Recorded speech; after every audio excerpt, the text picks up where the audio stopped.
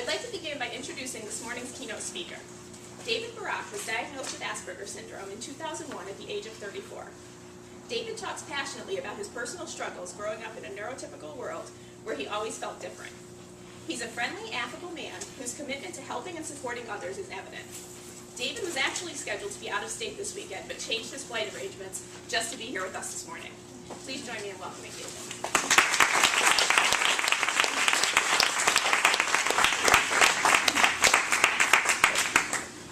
Thank you very much, Kim. As she mentioned, I'm really flattered and honored to be here.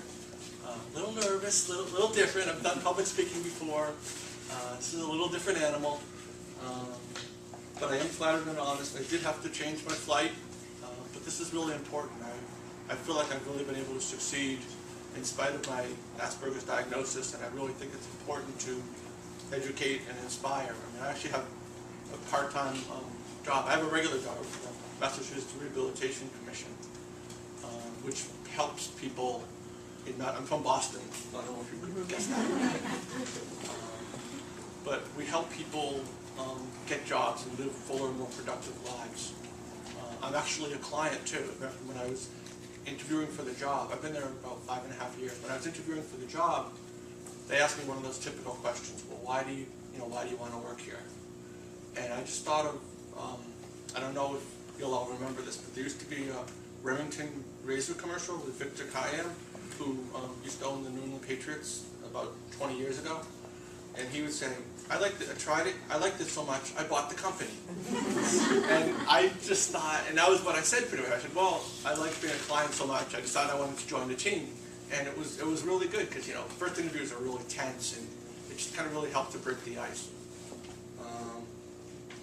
So I am really flattered to be here. I'm really proud of all of you, even though I've never met any of you. I know that you're going to be successful. I know how hard it is to be successful with Asperger's syndrome, because I live it every day. I have I speak to 4th and 5th graders every spring, and I speak for about 20 minutes, and I take questions. And one of the questions is inevitably, how does having Asperger's affect you? Does it, how often does it affect you? Yeah, like every second. So, they're only 10 years old, they don't, and a lot of them are neurotypical. But it's like, yeah, like every second of every day of my life. So here we gather today, celebrating the greatest accomplishment of your lives so far. But well beyond New Haven, and well beyond even the United States, the Asperger's world is changing.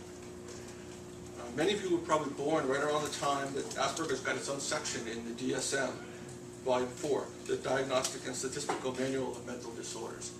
Well, coming up sometime soon, they're going to take that away. They're going to put it back, lump it back into the autism spectrum disorders. So I want to congratulate all of you on having and being the first adult generation to deal with having a diagnosis that no longer officially exists. Talk about hidden disability. Now it's not even in textbooks anymore. So I want to wish you a lot of luck with that. But this also does present you a unique opportunity to keep the education inspiration flames burning. And we're in the shirt today because, number one, I'm proud to be a Bostonian. My dad actually grew up in New Haven, so I have kind of a connection to this place. And I'm looking forward to heading to Worcester Street for the first time in about 30 years and getting a nice lunch. So one of the things that Boston Strong is pretty similar to Aspie Strong when you think about it. It's about playing the hand that you're dealt. No one in Boston asked to be bombed. No one in this room asked, oh, please let me have Asperger's. I really want it.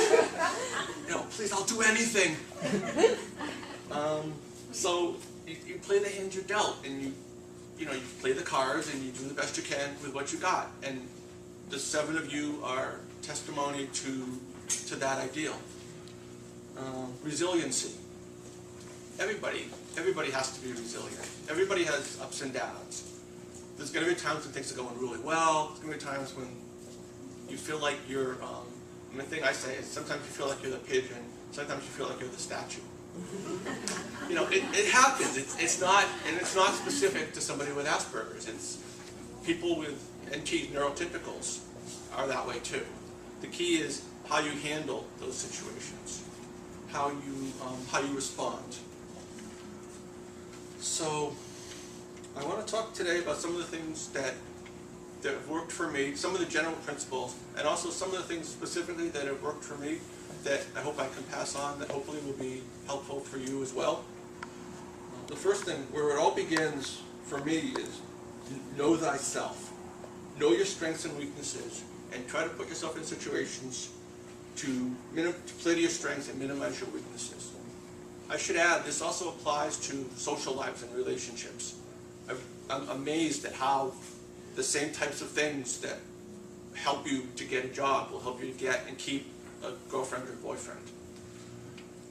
So the first thing is know your strengths and weaknesses. Know your hard skills. Maybe it's attention to detail. Maybe you're really good at data entry. Maybe you don't like doing those things. Also, soft skills and aversions. I have a really good memory.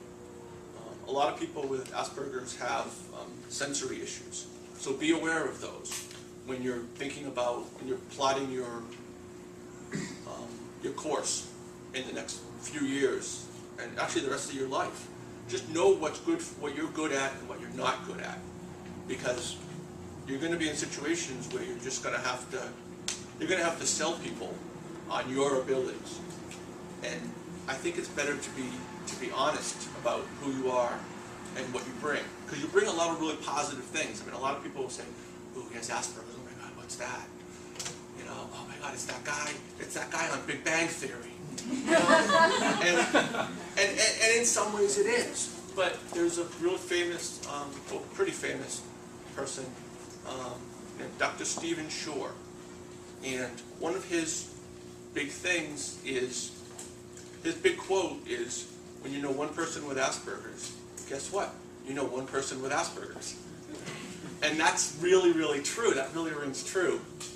So you have to know who you are and what you bring, and be able to minimize the weaknesses. I mean, you might have to gloss over them sometimes, because you're always going to be in situations where you're not comfortable. The key is, again, how you handle them. So I think really the most important thing, once you've figured out hard skills, soft skills, where you're going to succeed, what you want to do, is a support network. This is really, I think, where it all begins. Now, you obviously have a really good support network. You would not be sitting here in front of me if you didn't have a good support network. Parents, family, friends, all the people who have come here from near and far to support you on your great day. You have a great start to that. But I call it a CUB, create, utilize, and build your support network. Creating is what you started to do, your interactions so far, your efforts and improvements to get to this point where you're graduating, the family and friends who have arrived to support you on this day. But there's still more to do. You can utilize that support network by always doing your best. Put yourself in position to succeed, and exceed everybody's expectations of you, because people are going to have expectations of you. They're going to hear Asperger's, and they're going to think, "Oh, my cousin's son's father has Asperger's," or Sheldon from Big Bang Theory has that, or I read in the paper about that. They said that guy in what was the place? Sandy Hook.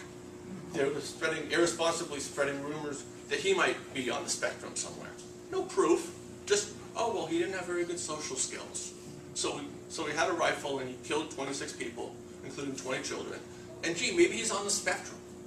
Great, thanks a lot. I really appreciate you helping me to educate and inspire people about the positive that we can do. That really kind of made me mad, because it just wasn't fair. So build by having positive interactions, both socially and work-related. If you build a good support network, you'll better be able to handle all the ups and downs of life, because there are going to be a lot of downs, and you're going to need to have people to get you through. And don't be afraid to ask for help. Asking for help is not a sign of weakness, it's a sign of strength. It really is. I always talk about the confidence house as one of my little analogies.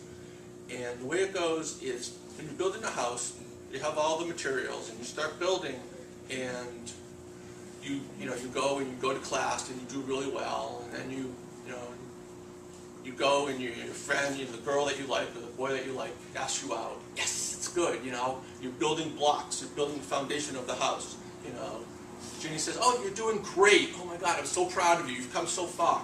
Or your parents say that. You're building the blocks.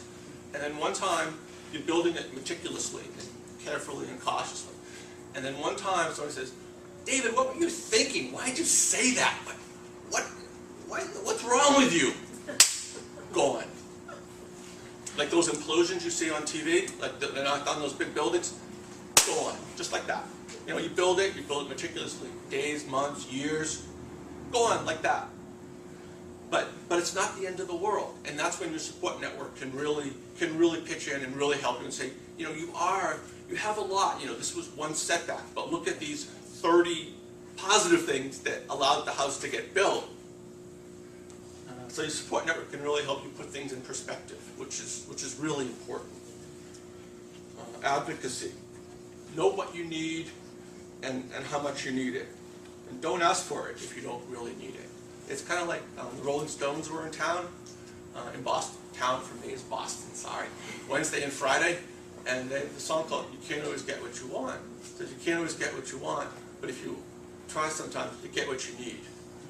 Well, don't ask for things that you don't need. Again, this goes back to knowing yourself. Employers are required under the Americans with Disabilities Act, ADA, to provide reasonable accommodations. That does not mean that they have to do so happily. They have to do it. They don't necessarily have to be, oh my God, I'd love to give you that accommodation. I'd love to buy this new expensive device so that you can be more successful at your job. And you're probably not going to be able to necessarily tell, because a lot of times we have trouble reading and understanding social cues. So they're thinking, oh yeah, sure, I'd love to do that, David. They're, oh good, easy. Well, maybe they're thinking, oh God, I can't believe we had to do that. Why did we hire this guy? Now we're asking for all these things. So ask for what you really need. And if you don't need it, go without it, because you don't know what you're going to need in the future. And at some point it might be like crying wolf. God, he's asked for all these things. If you only ask for a few things, you have a much better chance of getting what you need. I mean, I'm an only child, and people will say, oh, you must be spoiled. I said, well, they said, oh, you must be used to getting whatever you want. Well, yeah, that's true, but if you only ask for 10 things, you've got a much better chance of getting 9 or 10 things than if you ask for 1,000 things. If you don't ask for much, you've got a better chance of getting what you do ask for, because you show you have your priorities straight. You know really what's important. But having said that, don't be afraid to ask for what you need. If you really need it, if it's really pivotal to your being successful, then you need to ask for it. And you need to be an advocate. Maybe your parents can be advocates, maybe your friends can be advocates. But if you really need it, you need to push to be successful. If you really need it, it's a key piece, you need to push to try to do everything you can to get it. You enter an adult world it's easier than it's ever been for people with Asperger's. Not that it's easy, but the people who came before you have started to lay the groundwork. The people in the last 20 years who were diagnosed when it was in the DSM.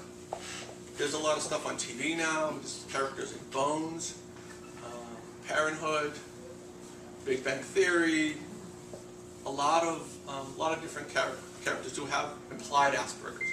One of the things I saw when I looked this up a little bit, was Diane from Cheers apparently might have had Asperger's. Now, I love Cheers. I grew up watching Cheers. Never occurred to me. And most of us probably grew up watching Peanuts. Well, Schroeder might have had Asperger's because of his encyclopedic knowledge of Beethoven. Never thought of it that way. So it's interesting how you can expand your horizons a little bit. Einstein might have had Asperger's. Bill Gates, he wasn't available today, so you had to settle for me. I hope I'm filling very big shoes, but I'm doing what I can. I'm doing what I can. Remember, in general, if it's worthwhile, it's going to take a while to achieve. The relatively easy things, the cherry picking, if you will, are not that difficult, but generally not that worthwhile. A 2-year program is worthwhile. You put in your time, you paid your dues, and it's worthwhile. You getting a certificate of completion, and you're much further along than you were 2 years ago. So that's really important. Remember, put in the work, keep your eye on the ball, know what you're going after. One of the things that I always did when I was a teenager was, my dad would always say, when you have to go for interviews, excuse me, to get a job, you have to wear a suit and tie. Why? Because that's what people do. Okay, that's how it's done. Yeah. Okay, Dad, I'm waiting. Why? Give me a good reason why you have to do this. Well, it's always been done that way. Okay, fine. It never makes sense. It's like, well, fine, it's been done that way since the 1950s. Or maybe even before. Does that mean it's right? No. Does that mean it's wrong? No. It's just, oh, well, this is always the way it's always been done. And that's what we can bring. That's our power, is being neurologically wired differently. We think differently. We can bring new ideas to the table. Not that people are going to stop wearing suits and ties to interviews anytime soon. But keeping your eye on the ball is, you want to get a job, that's what you need to do. Whether you agree with it or understand it, that's what it takes. That's what you got to do. So that's important to know. When opportunity knocks, and it will, enter the door. Be like Boy Scout. Always be prepared. Your opportunity will come. You might be really down in the dumps. You might have had 10 interviews, and you didn't get, a call back or anything like that. You might get a little discouraged. Keep working on your game. Keep working on your resume. Keep working on your interviewing skills, because it's going to come back. You're going to have opportunities. You just don't know when they're going to come. And you need to be prepared, just like the Boy Scouts are. Be ready, because your moment will come. And you'll be kicking yourself if you have the opportunity and you don't always put yourself in the best position to succeed. Maybe the job is perfect for you. Maybe it's something you love to do, and it's close. It's here in New Haven. Oh, well, I didn't update my resume, or excuse me, I didn't update my resume from my last job, or I just found out the filing deadline is tomorrow. You never know what's going to happen. You never know how you're going to hear about a job. So be prepared and always be ready for that opportunity. One of the things that works for me is always try to restate. This is enormously successful when you're talking to people. I do this a lot, actually, especially in verbally. I mean, obviously written instructions are better, but verbally, okay, Jenny, so what I hear you saying is you want me to speak second. You're going to speak for about 5 minutes, and then I'm going to speak. Yes, that's what I said. That's what I said, David. That's what I meant. But that way you're taking all the facial expressions and social, body language out of it. Okay, this is what I heard you say. And then she has the opportunity right there. No, David, I didn't say that. What I said was, and you clear it up nip it right in the bud. Instead of, oh my God, you worked on that? And you thought you were going to go second? No, when did I say that? So restating is it's so important to make sure that you're getting what people are saying. Again, especially verbally. Excuse me, God, allergies are killing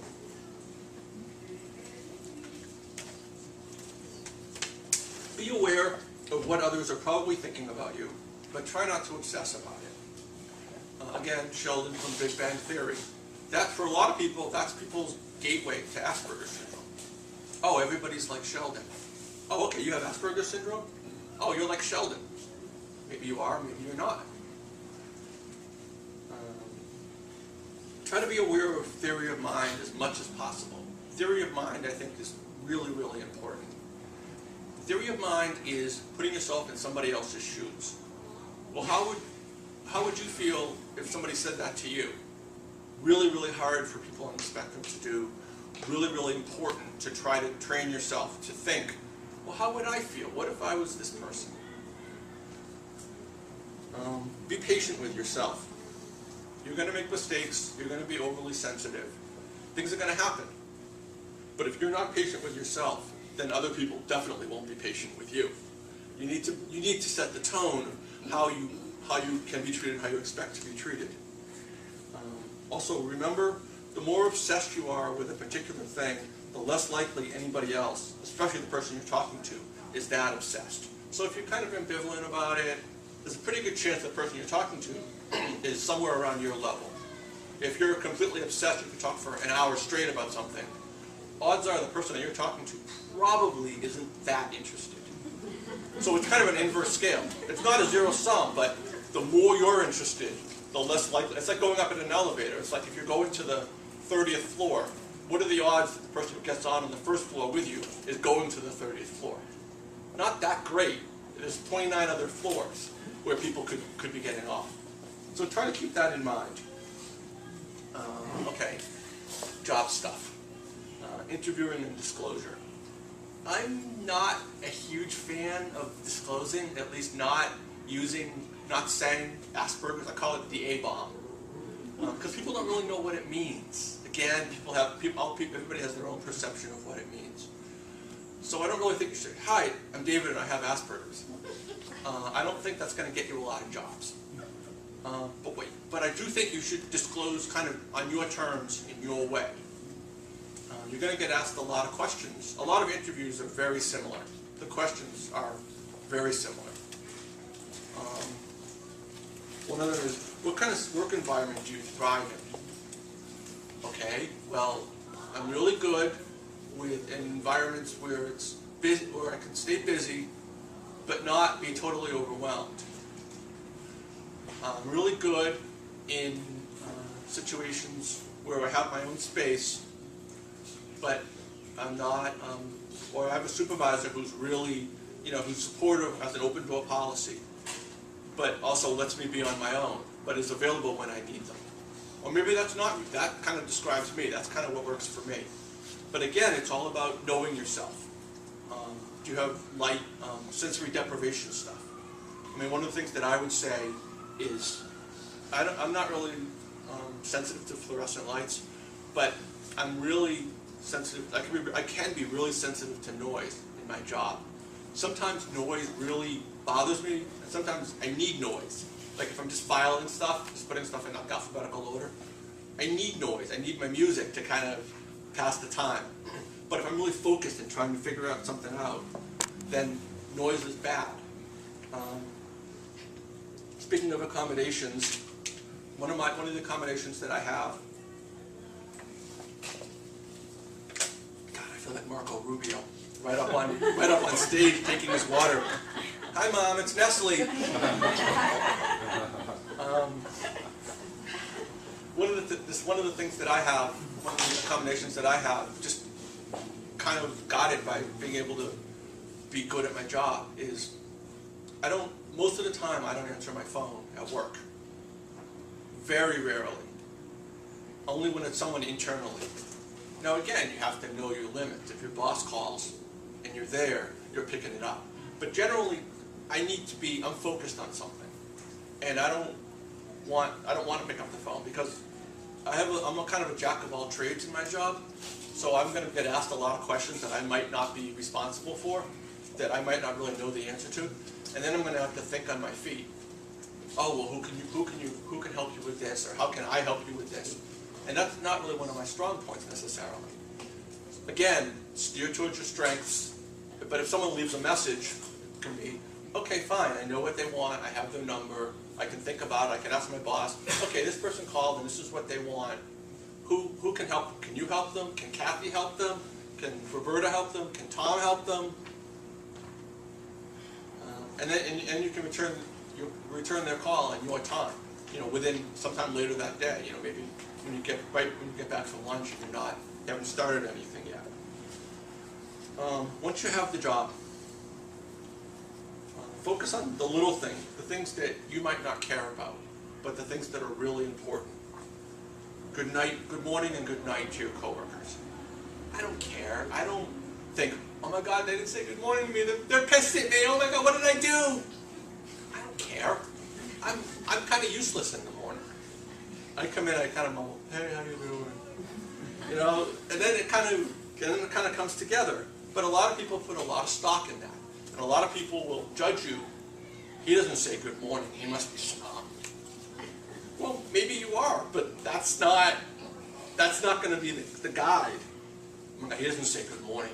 He's a grouch. I don't want to work with him. One of the really most important things is learn to modulate your voice. And this goes for people who are working with people on the spectrum as well.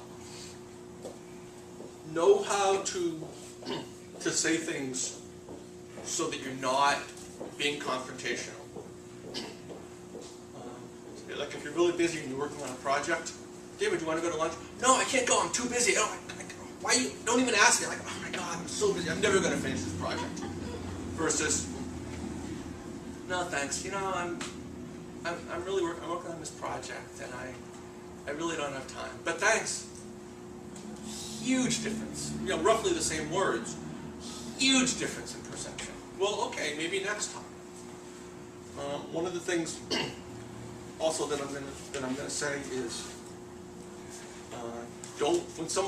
when you're in the workplace or maybe even a social situation, people are going to come around and ask you to buy things. Hey, my daughter's selling Girl Scout cookies. Hey, would you like to buy a box? Hey, Jim's father just passed away. We're taking up collections to buy some flowers and to make a donation to a charity. Would you like to donate? Yes, you would like to donate. Just say yes. You might not know the person that well. It's okay to feel around a little bit. Well, how much do other people give? If you don't really have a sense of it, give. It's really easy. You can afford it, even $1 or $2. But you need to show that you're part of the team and that you're willing to participate. And if you don't, you say, no, I'm not willing to. That sends a message. You may have perfectly good reasons. You may not want to buy Girl Scout cookies because you're on a diet or because you're diabetic. You're better off buy them.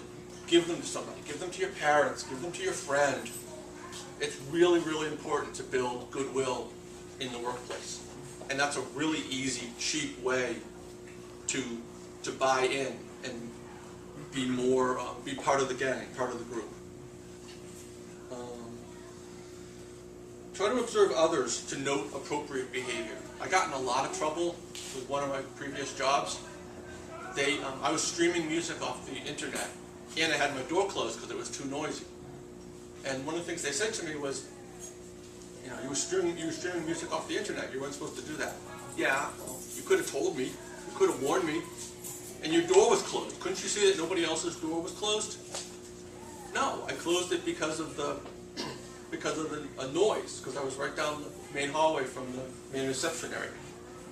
And then they kind of put it together and they said, well, you're closing your door because you're streaming music and you're ruining our bandwidth. So you're closing your door so that no one will see you doing that. Completely untrue. Completely ridiculous. But that's how they saw it. Try to avoid brain overload. One of the great things about people with Asperger's is we have great work ethic in general. Really, really dedicated, loyal. But sometimes if we have a lot of stuff on our mind, we don't necessarily know how to delegate it, or we work really fast and we kind of burn ourselves out. Like Neil Young said, rust never sleeps. It's better to, what is it? It's better to burn out than fade away, because rust never sleeps. Well, you could get burned out, because I know I give everything to my job. When I'm working on something, I'm in it. My head is there. And I get kind of burned out, especially like in a training, where people are, you have to get all this new information, I'm usually done by about lunchtime mentally. I just can't process. I only have so much RAM in my brain. So generally we have a reputation of working really fast and being very productive. My boss can't believe how productive I am. So if you need to slow down and get away, do it. Go for a little bit of a walk. The bathroom is great. Just go, clear your head, even if you don't have to go. Just go, clear your head. But don't tell your boss that you're going. Generally, you want to tell your boss if you're going to be away for a significant period of time. You know, John, I have a meeting. I'm going to be upstairs for an hour. I'm going to lunch. I'll be back in a half hour, 45 minutes. I'm going to the bathroom. I'll be right back. Bad idea. Don't do it. And don't tell anyone else either. Tell your coworker, well, you know, if the boss is looking for me, I'm in the bathroom. I haven't done that. I can't say that's on my bucket list. But I've never done that. But you shouldn't either. Don't argue with your boss, even if you know you're right. I had a boss who was the best boss I've ever had. But sometimes I couldn't get her to see things, and I'm talking more about concrete things, like formulas, like math, adding up. Well, why doesn't this work? Or why isn't this the answer? Well, I know I'm right. I've done the math. I know I'm right, but I can't make her see it. Don't be going saying, what is wrong? Why don't you see this? It's so easy. It's this and this minus this divided by this times that. Why can't you see that? You have to kind of, one of the things that that people in sales do a lot is you want to try, you don't really want to sell people on it. You want people to think it's their idea, that they came up with that idea. And that's how you want to kind of take your boss's hand. You have to kind of walk them towards the right answer. Makes everybody look good and helps you keep your job, which is a good thing in general. Be wary of people seeming to be your friend, especially in the workplace, especially women. Not that they necessarily have a personal problem with you, but most people are. I know, although I say the graduating class here is pretty much split 50-50, it looks like, in terms of men and women. The last stats I saw were about 80% are men, of diagnoses are males. So, and a lot of times we don't have a lot of friends or good social networks. So when a woman is friendly to us, we might take it, it's really easy to take it the wrong way. And you really don't want to do that. Because at the extreme, it could be sexual harassment. And again, you might not get a warning, or you're probably going to get a nonverbal warning, like, what? But if they don't say, David, don't do that, don't touch me, don't come near me, they don't say that, you're not going to know that the problem has escalated that far. And then you could find yourself in human resources with people saying, he sexually harassed me. No, I didn't. What did I do? That's been one of the hallmarks of my career so far, is getting fired from jobs or losing friends and having no idea why it happened. I was at work and I was temping to work an hour ago, and I got home and the boss, the temp agency, called me and said, you're not, you don't have to go back tomorrow. Why not? The work's done. The job's done. Oh, it's not. I was there an hour ago. It's not done. Well, it wasn't a good fit. You can see they're just trying to shake their way around. So, in closing, be justifiably proud of what you've accomplished, but also realize the journey is just beginning. I guarantee you it's going to be quite a ride, whether you're NT or you're on the spectrum.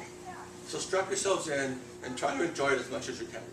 There's going to be ups and downs, but remember, you could never appreciate the ups without enduring the downs. I think there was a song by The Who that if you knew what it takes to reach the highest high, you'd laugh and say, nothing's that simple. Well, it's kind of easy to go down too, and things are going to happen. That's called life. That's just life. So don't give up. Don't ever give up chasing your dream, whatever that may be. I also want to send out a quick Happy Father's Day to all the fathers, including my dad. I also want to thank My parents, who could not be here today, they are so proud of me. They've always been proud of me, but they've never been this proud of me. To see where I've been, how I've gotten here, and how hard I've worked to get to the point where I could be giving a keynote speech to anybody, regardless of who they are. So again, don't give up. Don't ever give up. Keep chasing your dream. It's going to be different for everybody, but whatever it is, keep your eye on the ball. Stay focused. Chase it, and don't let anybody tell you that you can't do what you want to do. Thank you very much for your time, and congratulations.